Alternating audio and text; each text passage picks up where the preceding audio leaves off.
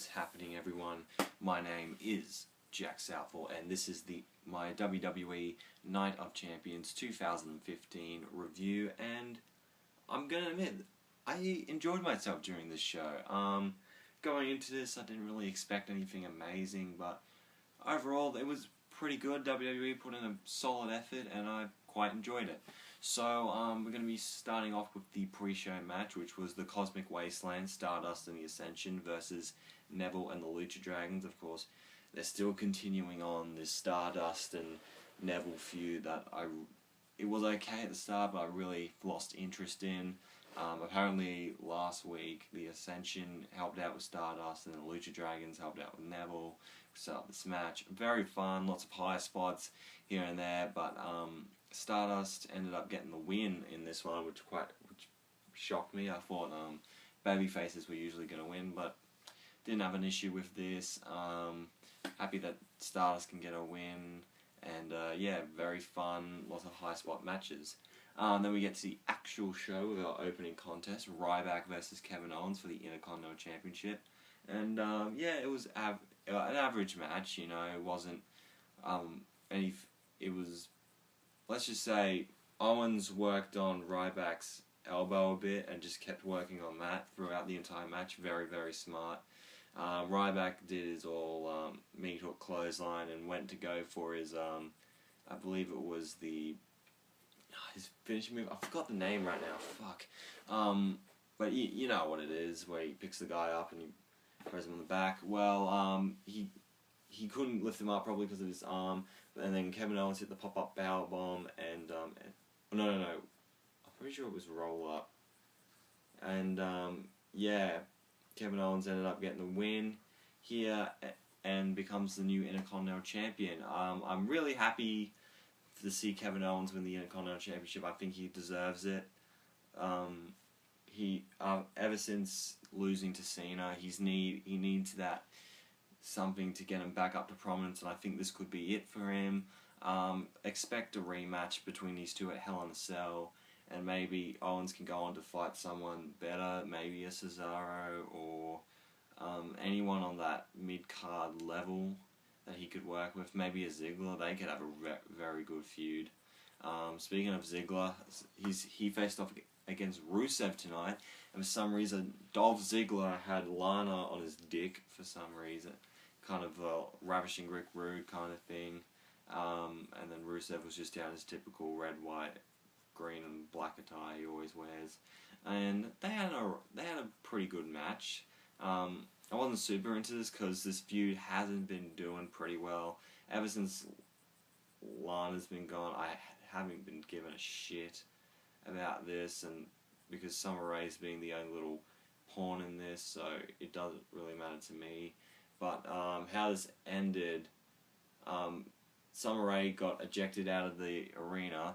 She was so upset, she got a shoe and accidentally threw it at Rusev. Ziggler hits a zigzag and ends up getting a win. I didn't really like that finish. I thought it was pretty silly that Rusev would get beaten by the Shoe of Doom. But anyway, Ziggler got the win. Pretty good match. Silly ending, but that's alright.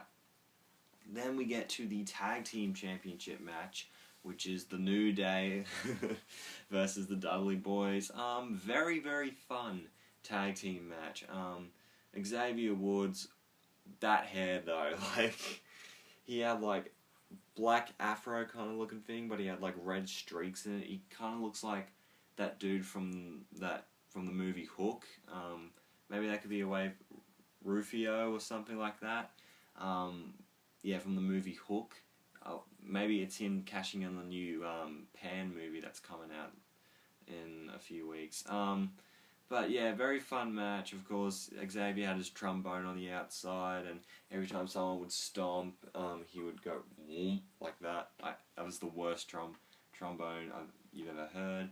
But how this ended, the Dudley Boyz was getting ready to win. They got the pinfall, but Xavier Woods broke it up, and they all beat up on the Dudley Boyz. So the winners by DQ are Bubba and Devon. They're all celebrating in the ring. Biggie and Kofi get out, and then Xavier Woods is just looking to the out, and they grab the table, and they're looking like to put through Bubba and Devon, but then out of nowhere, 3D through the table, looked awesome. And yeah, Dudley Boyz still win by DQ, but they end up making the crowd happy anyway. During the match, Biggie did a brutal bump on Bubba Ray. Bubba was like on the apron, and Biggie ran up and landed on him, and it looked really bad. It could have snapped his back in half or something. But yeah, very fun match. Props to all 5 of these guys for getting involved. Then we get to Nikki Bella versus Charlotte for the Divas Championship. If Nikki got counted out and disqualified, Charlotte wouldn't become the champion. It was okay. Like, I didn't really expect it that much better because, you know, Nikki Bella was involved. I'm not saying that she's shit or anything, but, you know, when you compare her to someone like Charlotte, you know, she was pretty much carrying her throughout the match. Well, not really, because Nikki Bella was pretty dominant throughout the majority of this, but Charlotte ended up getting her stuff back. That scared the shit out of me. The little sound that just popped up out of nowhere. But Charlotte ended up getting the win with hitting the figure 8 during like the ending when she got her momentum back. Nikki was tapping out like a bitch, and Charlotte is your new Divas champion. Ric Flair was there the entire night. He's crying in the ring, and they're celebrating. Very, very good moment. I know everyone was complaining about Nikki Bella screwing over Charlotte at Raw, but you know, at least she got her moment at Night of Champions, which I thought was pretty good, and we all know why now WWE did it. So AJ Lee is written out of the history books because she fucked the guy that quit. Pretty disappointing from WWE, but who gives a shit? It's a meaningless title anyway. Charlotte won it. I hope she does really well with it and makes it mean something. As for where they can go in the future, there's going to be a rematch sometime down the line, possibly at Hell in a Cell. Hoping Paige turns heel. That's what I've heard some people talk about. Maybe they could have a couple of matches. I reckon they could have some awesome matches if they give them the correct time. So, yeah, Charlotte, Nikki Bella, okay. Charlotte winning, pretty good. As long as that title's off Nikki Bella, I'm happy. So, then we get the 6-man tag team match, the Wyatt family taking on Roman Reigns, Dean Ambrose, and the mystery partner, which turned out to be Chris Jericho. I found out about it earlier in the day. There were rumors that Jericho was backstage, and I thought it's gonna be him. Didn't have a problem with it. Some people didn't really like it. I didn't care. Y2J coming out was awesome. I'm always happy to see Chris Jericho on. I can't understand people's argument that goes, well, here's a smaller guy, and now the Wyatts got this monster of a man, Braun Strowman, in their side. They'd get like a big guy to get involved. I can understand that, but who cares? Jericho's back. It's cool. And good match between these guys. Of course, Braun Strowman looked really strong in this, which was good. He put Chris Jericho in that big bear hug. He looks like the kind of guy, if he hugged you, he would squish your insides. And that's pretty much what he did to Jericho. Jericho he passed out. So Braun Strowman looking strong, which was good. And Wyatt family picks up the win. And then afterwards, Roman and Dean and Jericho are talking. And I'm thinking, alright, something's going to go down. Roman and Dean are like, dude, you're right, man. It's all good. And then Jericho just storms off. So it's interesting. Are we going to see him do some more stuff? Like possibly a heel turn and he's going to face, you know, Dean Ambrose at Hell in a Cell, or maybe Roman Reigns, one of those two. You know, either one of them could be pretty good. So if this means Jericho's back for another run, then awesome. Or if this is going to be like a one-off thing, which wouldn't make any sense if it was. But anyway, it's time for the main event. Well, no, before the main event, which is Seth Rollins versus John Cena for the United States Championship, and this was a great match. There was so much awesomeness in this, especially the bit where Seth Rollins did the superplex off the top, and then he rolled and did another suplex. Cena was doing some pretty cool stuff in this as well. but in the end, Cena ended up hitting the AA and becoming the champion. So, yeah, I didn't have a problem with Cena becoming US champion. I should have expected it, because if this leads to more US Open challenges like we've seen in the past few Raws, and him dropping it to a young, fresh talent, then I'm all for it, man. Cena has been a great United States champion and has brought some prestige back to that championship. And Rollins, he never needed that anyway. So, yeah, awesome match between these two. Please check that out. And then Rollins decided to grab his WWE title afterwards and walk to the outside. Cena says, no, buddy. He does the AA onto the outside. Rollins ends up getting back into the ring, and Sting makes his way out, and now it's time for our actual main event, Seth Rollins versus Sting for the WWE World Heavyweight Championship. There was a crazy bump during this match where they're on the announce table, and I think Rollins pushes Sting into this. They're on top of the English announce table. Rollins pushes Sting off into the Spanish announce table and hits in a brutal way. I believe he hit his head on one of the monitors, and then he got back into the ring and the doctors are checking on him, and I knew something was up. And of course Rollins is still in kayfabe, good for him.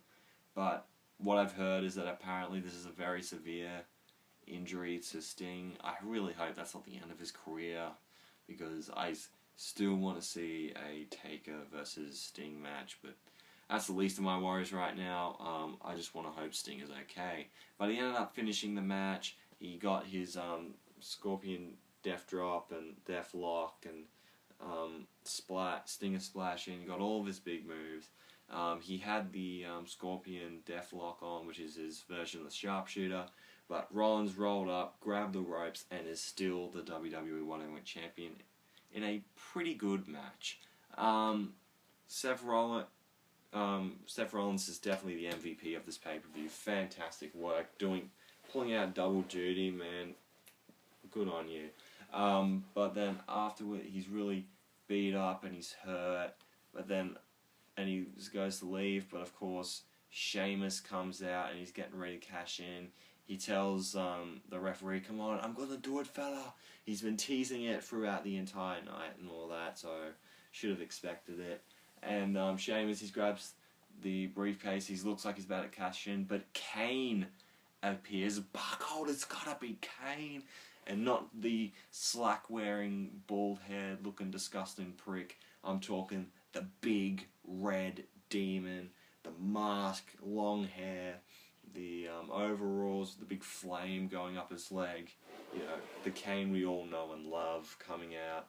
Of course, he squashes Sheamus, he squashes Seth Rollins, and that's how we end the pay-per-view, which will lead to Kane versus Seth Rollins for the WWE World Heavyweight Championship, pretty much in the Hell in a Cell, which I'm expecting that it will take place.